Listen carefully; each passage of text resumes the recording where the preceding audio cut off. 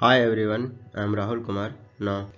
Recently India के द्वारा दिल्ली में 3 दिनों का इंटरनेशनल कॉन्फ्रेंस ऑर्गेनाइज करवाया गया। इस कॉन्फ्रेंस में बताया गया ग्रीन हाइड्रोजन के प्रोडक्शन को किस तरह से इंक्रीज किया जाए। इस कॉन्फ्रेंस का मेन एम था ग्रीन हाइड्रोजन इकोसिस्टम को इस्टेब्लिश करना, जो कि ग्लोबल डिकार्बोनाइजेशन गोल्स को अचीव करने में हेल्प करेगा। तो चलिए इस वीडियो में डिस्कस करते हैं इस कॉन्फ्रेंस के क्या मेन थीम थे, ग्रीन हाइड्रोजन क्या है उसके बारे में जानेंगे, इसके सिग्निफिकेंस, चैलेंजेस और क्या किया जाना चाहिए। तो चलिए स्टार्ट करते हैं। लेकिन डिस्कस करने से पहले एक क्वेश्चन जो कि यूपीएससी के 2010 के प्रीलिम्स में पूछा गया है। हाइड्रोजन फ्यूल सेल्स के व्हीकल में क्या एग्जॉस्ट के फॉर्म में निकलता है? NH3, CH4, H2O, H2O2। इसका सही आंसर आप कमेंट सेक्शन में दें। सही आंसर को मैं हट दे दूंगा और इस डिस्क्रिप्शन बॉक्स के थ्रू इस PDF को डाउनलोड करके भी इसका सही आंसर ले सकते हैं। तो चलिए शुरू करते हैं। चलिए सबसे पहले जानते हैं हाइड्रोजन और ग्रीन हाइड्रोजन में क्या डिफरेंस है।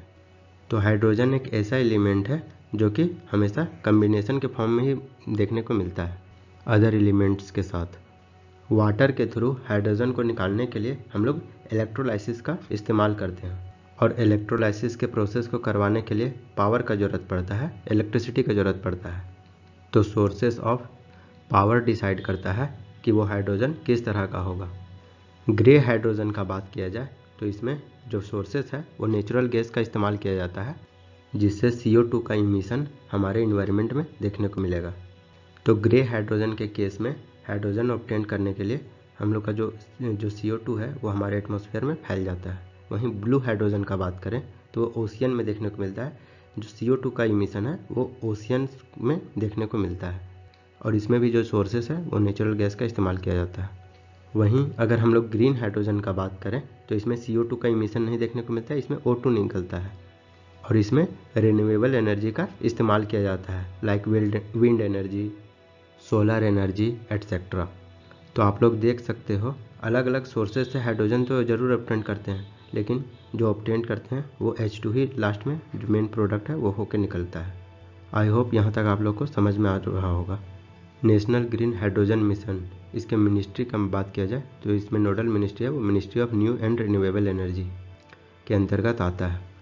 नेशनल ग्रीन हाइड्रोजन मिशन के कंपोनेंट का बात किया जाए तो इसमें मेनली 2 कंपोनेंट देखने को मिलते हैं। पहला है strategic intervention for green hydrogen transition programme, और दूसरा है स्ट्रेटेजिक हाइड्रोजन इनोवेशन पार्टनरशिप। हालांकि इंडिया में ग्रीन हाइड्रोजन कमर्शियली वाइबल नहीं है। इंडिया में इसके करेंट कॉस्ट का बात किया जाए तो इसका कॉस्ट लगभग 350 से 400 kg निकल कर आता है। तो ये जो नेशनल ग्रीन हाइड्रोजन एनर्जी का मिशन का जो एम है, इसको 100 kg तक, 100 रुपीज़ पर kg तक लेकर के आना है। यानी कि इसको अफोर्डेबल बनाने का बात चल रहा है ताकि लोग ज़्यादा से ज़्यादा इसका यूज़ कर पाएँ। अगर ग्रीन हाइड्रोजन के ऑब्जेक्टिव्स का बात किया जाए तो ये डीकार्बोनाइज करने का काम करेगा एनर्जी सेक्टर में, इंडस्ट्रियल सेक्टर में और मोबिलिटी सेक्टर में। क्या कि आप लोग देख सकते हैं जो ग्रीन हाइड्रोजन में जो वेस्ट प्रोडक्ट निकल के आता है वो O2 होता है, और O2 ऑक्सीजन है वो अच्छा है। सेकेंड ऑब्जेक्टिव्स का बात करें तो हमारे यहाँ जो मैन्युफैक्चरिंग कैपेसिटीज़ है उसको बढ़ाना, और तीसरा ऑब्जेक्टिव है इंडिया को ग्रीन हाइड्रोजन का हब बनाना ताकि हम लोग ज़्यादा से ज़्यादा एक्सपोर्ट कर सके ग्रीन हाइड्रोजन का।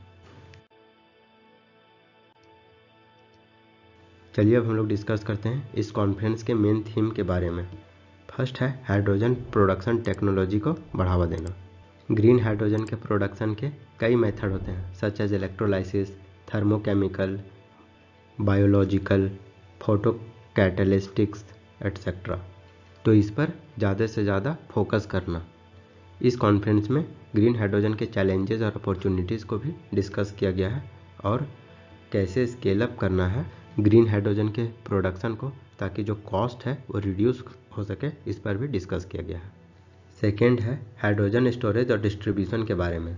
जो इश्यूज़ हैं कि ग्रीन हाइड्रोजन को किस तरह से स्टोर किया जाए, इसको ट्रांसपोर्ट किया जाए, such as compressions, liquefactions, metal hydrides, ammonia etcetera, इसको एड्रेस करना। इसमें हाइड्रोजन पाइपलाइन को बिछाने का भी बात किया गया है, और रिफ्यूलिंग स्टेशन को भी बनाने का बात किया गया है। इस कॉन्फ्रेंस में हाइड्रोजन के एप्लीकेशंस के बारे में भी डिस्कस किया गया है। ग्रीन हाइड्रोजन को किस तरह से डिफरेंट सेक्टर में इस्तेमाल किया जाए, such as mobility, industry, power generation etcetera. इसमें ग्रीन हाइड्रोजन के बेनिफिट्स और चैलेंजेस को भी एज ए फ्यूल किस तरह से इस्तेमाल किया जाए, इसके बारे में भी डिस्कस किया गया है। नेक्स्ट है ग्रीन फाइनेंसिंग। ग्रीन हाइड्रोजन के प्रोजेक्ट्स के लिए जो पैसे का ज़रूरत पड़ेगा उसको ग्रीन बॉन्ड, कार्बन क्रेडिट और सब्सिडीज के माध्यम से लिया जा सकता है।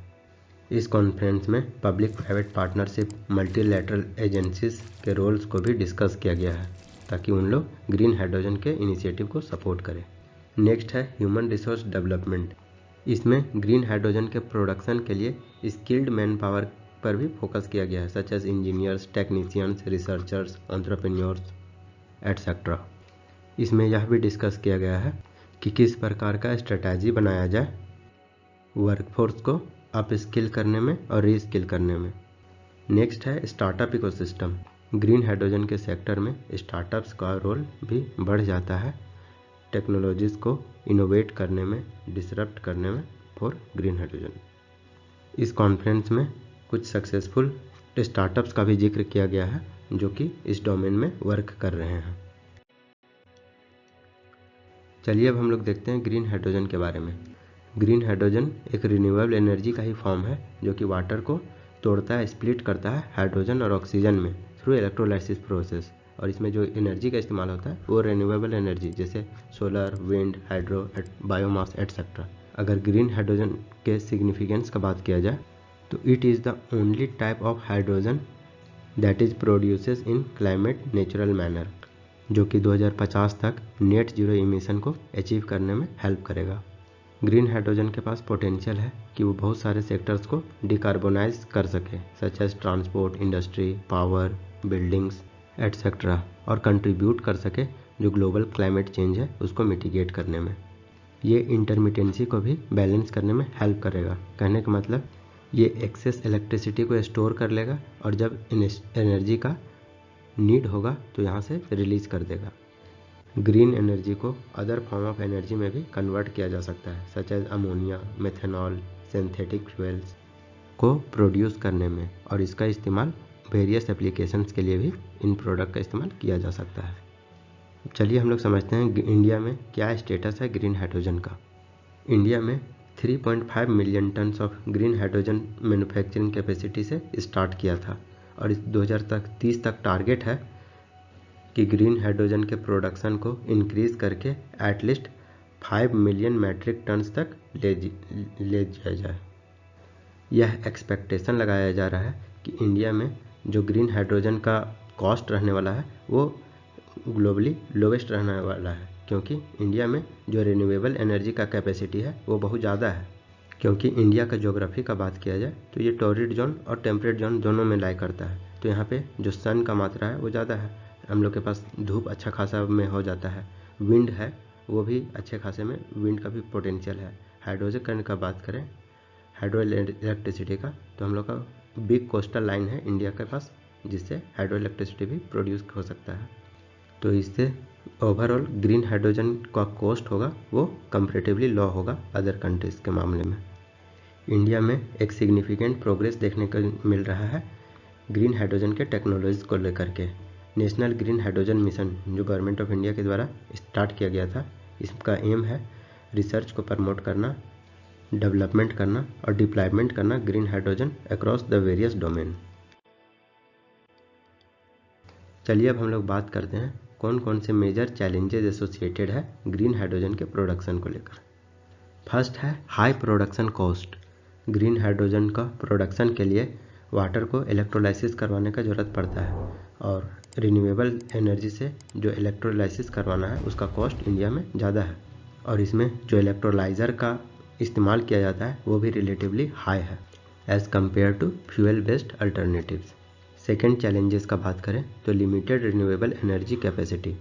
सोलर और विंड एनर्जी लगातार मिलता रहे इसके लिए एनर्जी स्टोरेज इंफ्रास्ट्रक्चर का ज़रूरत होता है, लेकिन अभी रिन्यूएबल एनर्जी का जो कैपेसिटी है वो लिमिटेड है। नेक्स्ट चैलेंजेस का बात करें तो इंफ्रास्ट्रक्चर कॉन्स्टेंट। जो एग्जिस्टिंग इंफ्रास्ट्रक्चर है और पावर सप्लाई चेन है वो जो कन्वेंशनल हाइड्रोजन के लिए सफिशिएंट नहीं है और कैपेबल भी नहीं है ग्रीन हाइड्रोजन को लेकर के। नेक्स्ट चैलेंजेस है वाटर अवेलेबिलिटी। ग्रीन हाइड्रोजन के प्रोडक्शन के लिए सिग्निफिकेंट अमाउंट ऑफ वाटर का रिक्वायर पड़ता है इलेक्ट्रोलाइसिस प्रोसेस के लिए, और कुछ रीजन्स वैसे हैं जो कि जहाँ की लिमिटेड वाटर रिसोर्सेज हैं, वहाँ पे ऑलरेडी लोग पानी पीने के लिए तरस रहे हैं, वहाँ पे वाटर स्कार्सिटी का सामना करना पड़ रहा है। तो ऐसे में वाटर सप्लाई का ना हो पाना एक ग्रीन हाइड्रोजन प्रोडक्शन के सामने चैलेंज फेस करता है। चलिए अब हम लोग समझते हैं क्या क्या किया जाना चाहिए ताकि ग्रीन हाइड्रोजन को बढ़ावा मिल सके। फर्स्ट है prioritising research and development. Green hydrogen को लेकर के ज़्यादा से ज़्यादा इनोवेशन करना, इसके प्रोडक्शन, स्टोरेज और टेक्नोलॉजीज यूटिलाइजेशन को बढ़ाने को लेकर के। नेक्स्ट है पॉलिसी एंड रेगुलेटरी सपोर्ट को बढ़ावा देना, जैसे कि क्लियर इसके लिए गाइडलाइंस निकालना, सब्सिडीज़ देना और टैक्स में छूट देना, ताकि जो ग्रीन हाइड्रोजन है उसको इनकरेज किया जा सके, जो इन्वेस्टर्स हैं और कंपनीज़ हैं वो ग्रीन हाइड्रोजन को ज़्यादा से ज़्यादा प्रोड्यूस कर सकें। नेक्स्ट है इंफ्रास्ट्रक्चर डेवलपमेंट। इंडिया को ज़रूरत है जो हाइड्रोजन रिफ्यूलिंग स्टेशन है उसको ज़्यादा से ज़्यादा बनाना, पाइपलाइंस बिछाना और स्टोरेज फैसिलिटी को बढ़ाना to enable the widespread adaptation of green hydrogen across different sectors. Next way forward ये हो सकता है कि प्राइवेट इन्वेस्टमेंट को ज़्यादा से ज़्यादा अट्रैक्ट करना। There is need to launch large-scale demonstration of project that showcase the feasibility and benefits of green hydrogen across various sectors.